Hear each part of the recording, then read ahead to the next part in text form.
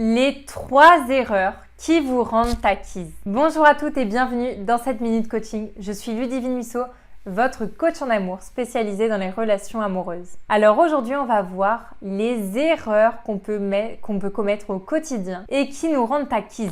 Mais avant ça, n'hésitez pas à me mettre un petit like et à vous abonner à ma chaîne. Alors, en fait, naturellement, on va commettre des erreurs parce que malheureusement, il va falloir aller à contresens de ce que notre cerveau pourrait nous dire de faire. Donc, par exemple, lorsqu'on va vouloir quelque chose de notre partenaire, lorsqu'on va vouloir quelque chose, en tout cas de l'homme qu'on vient de rencontrer, qu'est-ce qu'on peut faire? On va avoir tendance à se mettre en demande. Donc, première erreur, se mettre en demande, ça nous rend acquise. Par exemple, j'avais une coachée qui voulait absolument que son homme lui propose de faire des choses. Et sauf qu'en fait, au lieu de prendre de la distance, c'est ce qu'il aurait fallu faire, elle se mettait en demande. Elle lui disait j'aimerais bien que tu fasses ça, j'aimerais bien qu'on fasse ça. Mais le problème, c'est qu'en fait, en faisant ça, elle se rend totalement acquise. Au lieu d'avoir l'effet qu'elle voulait, c'est-à-dire qu'il se mette à proposer de faire des choses, en fait, c'était pire. Lui, ça l'énervait. En plus, elle se mettait en demande, donc il se sentait étouffé. Ensuite, deuxième erreur qu'on peut avoir tendance à faire et qui nous rendent acquises, c'est de tout faire pour notre homme, de tout faire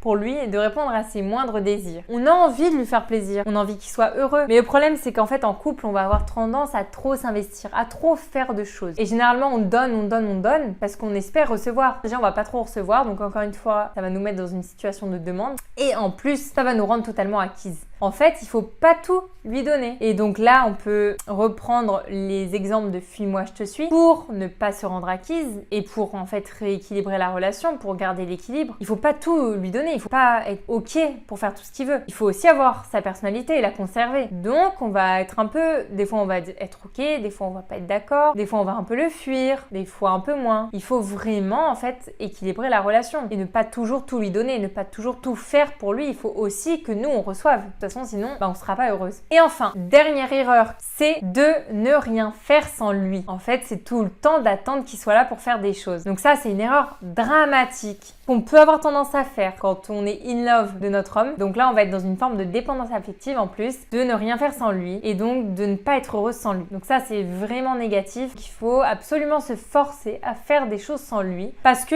c'est important pour nous aussi en fait d'avoir une vie personnelle, d'avoir une vie qui nous est propre. Lui, il a sa vie, nous aussi, on a la nôtre. Lui, je suis sûre que il fait ce qu'il veut sans vous. Vous l'attendrez à chaque fois pour faire les choses. Donc, vous devez aussi faire des choses sans lui. Par exemple, faire votre séance de sport, regarder une série que vous adorez, aller voir votre famille, aller voir votre copine, aller boire un verre avec elle. Bref, vous devez faire des choses sans lui parce que sinon, ça va vous rendre acquise. Donc, pour résumer, ne vous mettez pas trop en demande, ne répondez pas à ses moindres désirs, c'est-à-dire ne donnez pas tout le temps tout. Vous devez aussi vous recevoir de lui. Ensuite, n'attendez pas qu'il soit toujours là pour faire des choses. Vous devez faire des choses sans lui. Voilà, cette petite vidéo de coaching est terminée. J'espère qu'elle vous a plu.